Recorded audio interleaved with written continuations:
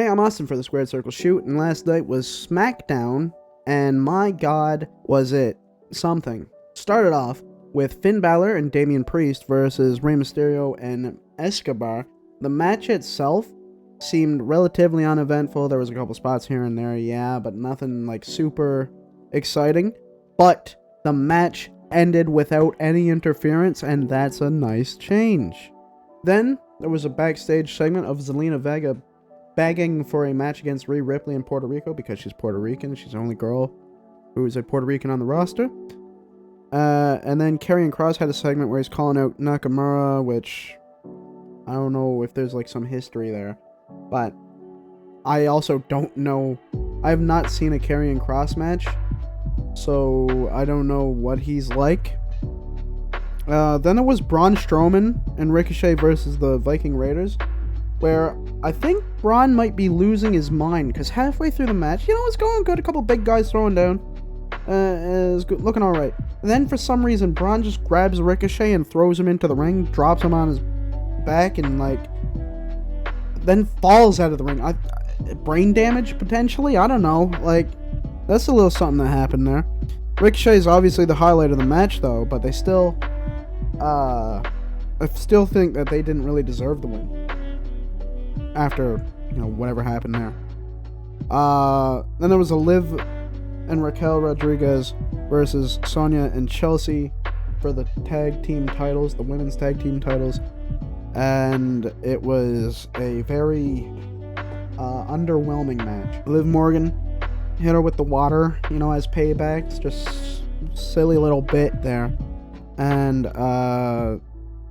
just an obvious ending, you know, is exactly what you expect. They keep the champs and then they're out of the scene.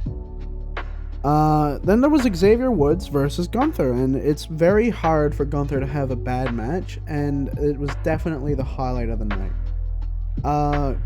Xavier Woods showed fairly strong. I thought it was going to be a straight up squash match just to kill Xavier Woods off, but Xavier had really good work. He had the crowd behind him, which was a big thing, and it ends with Gunther winning, obviously, because he cannot lose the belt, especially not on a regular SmackDown or Raw.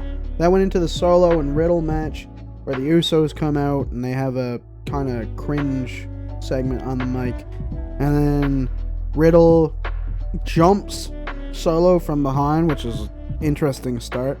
Kendos and chairs, and not a table, though. The crowd was very upset when the table didn't come out. It was a pretty strong start from Solo, because obviously.